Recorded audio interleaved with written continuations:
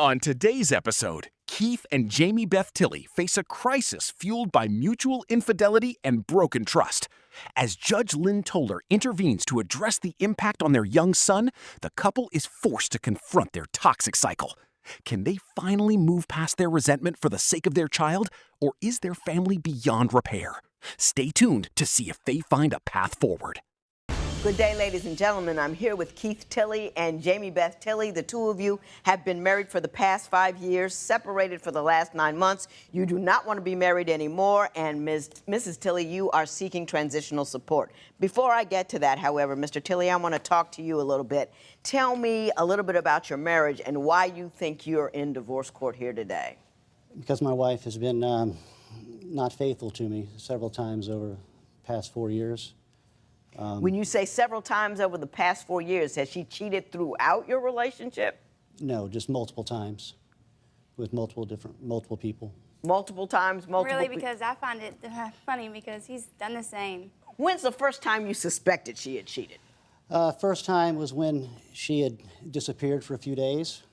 How long had you been married when that happened? 6 months.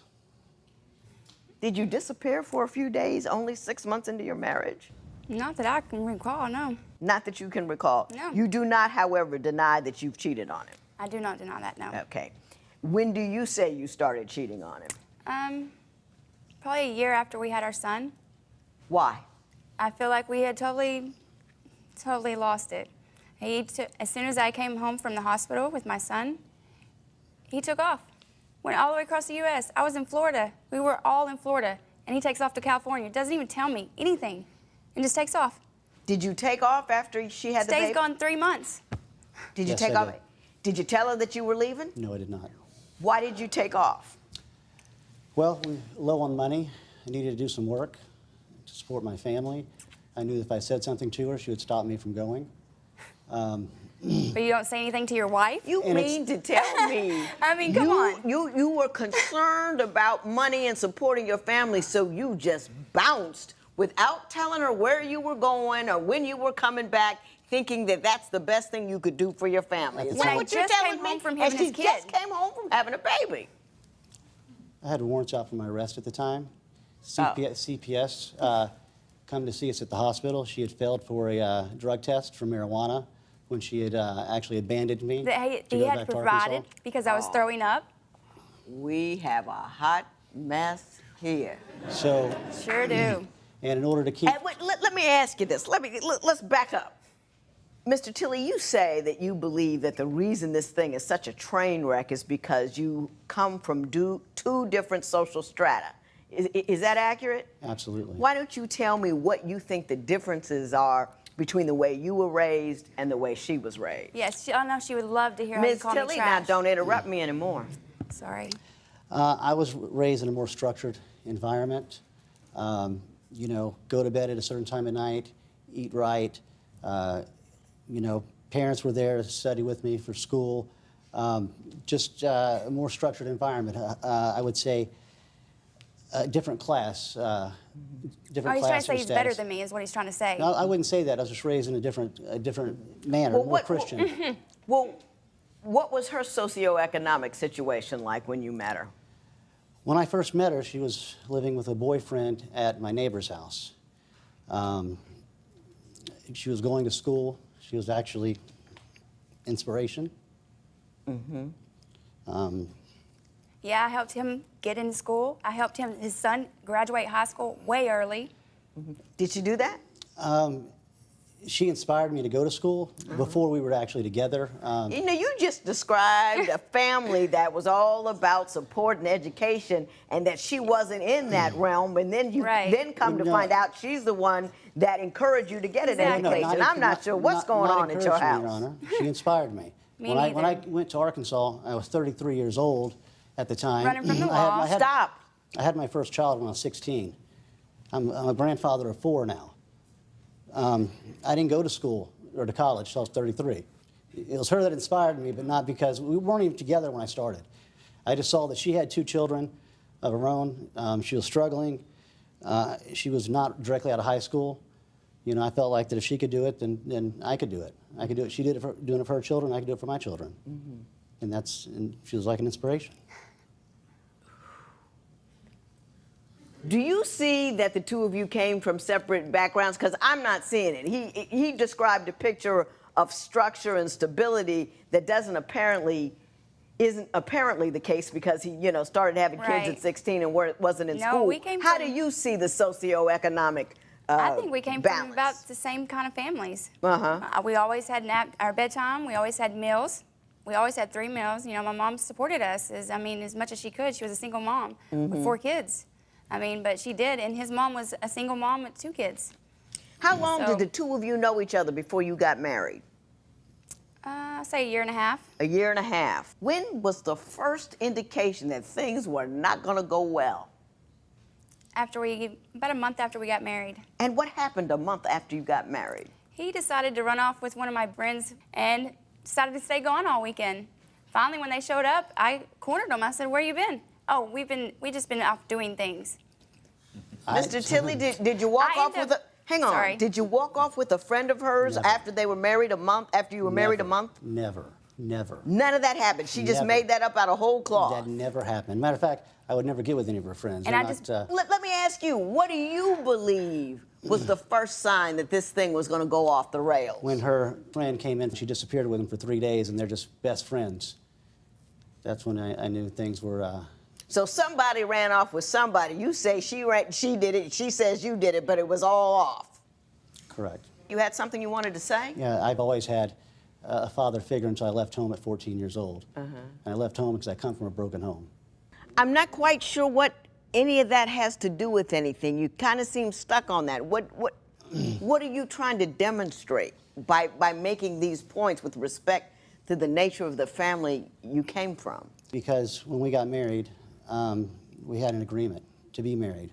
We had a child together, not at an accident. We planned to have a child. Before you were married or after? After we were married, we had a child.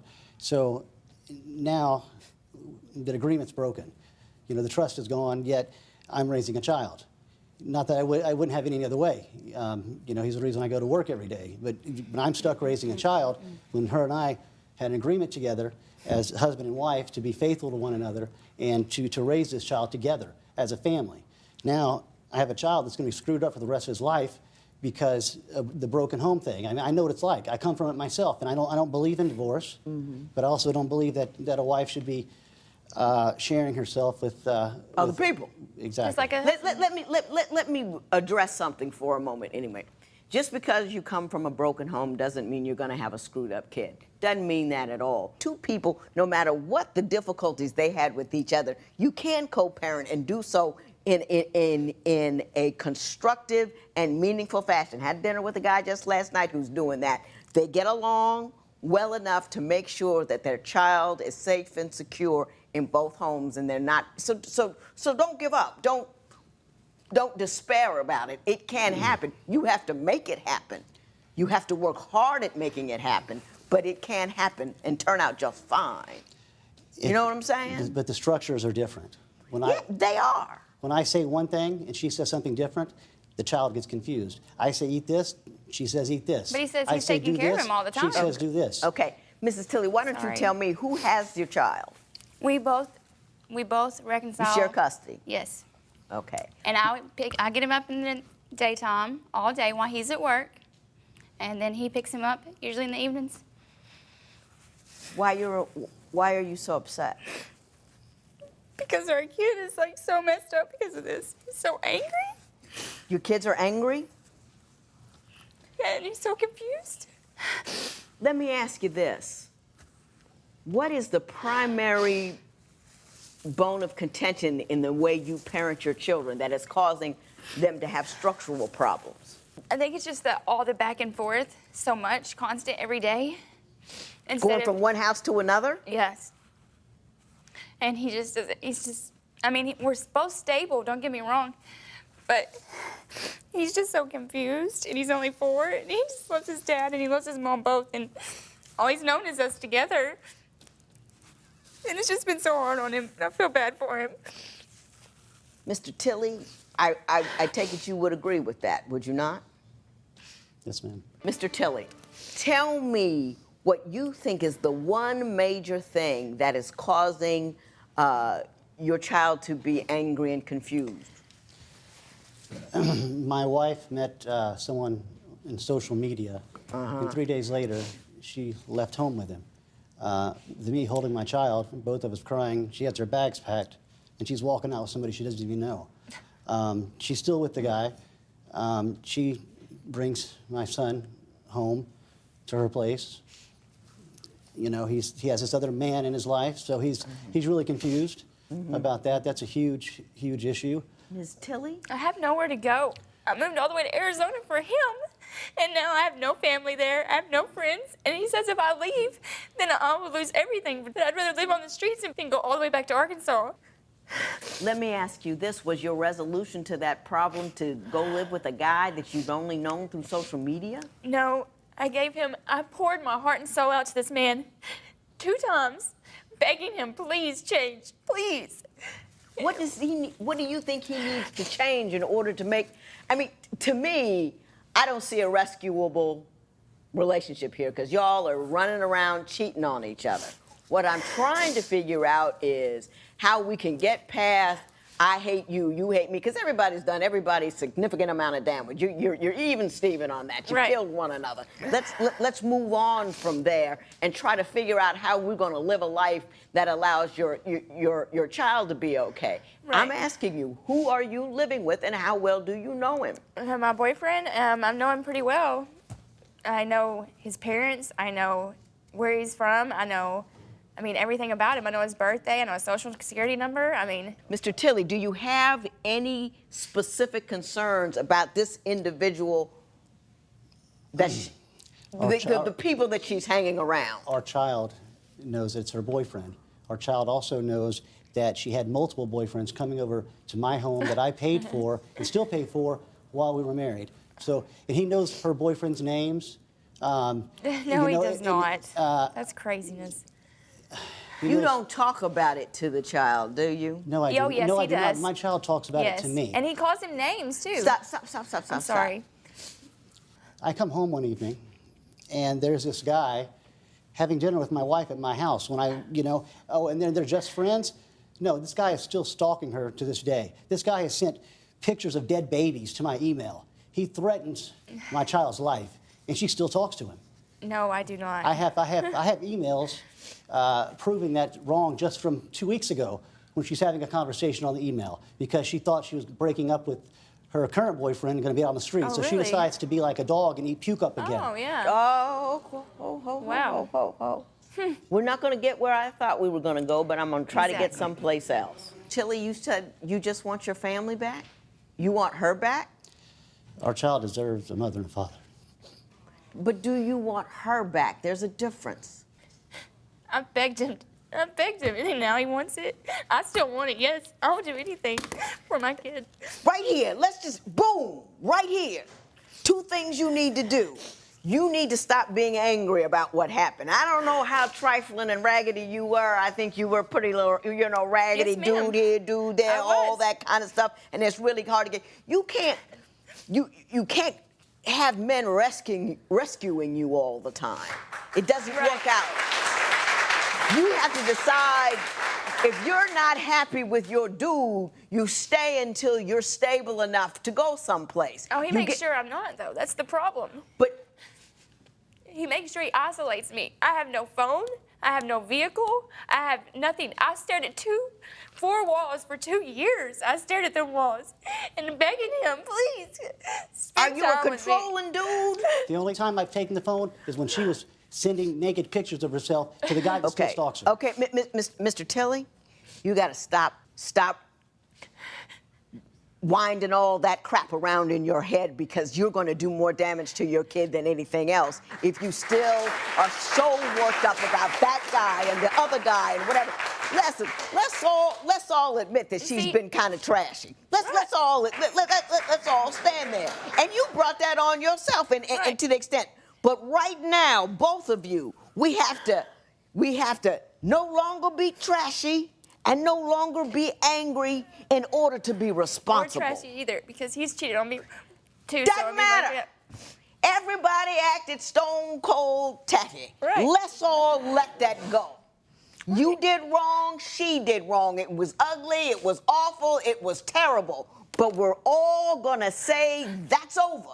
I'm not going to be angry about that anymore, and I'm not going to be angry about that anymore. Then what we're going to do is we're going to go to counseling together so we can figure out, even if you don't get back together, we can be co-parents and talk to each other and make sure that we're stable. And if you're really concerned about who she's with and where she's going, you have to financially enable her to be stable if you two can't be in the same home. I'm What? not going to pay for another man's bills that she's living with. And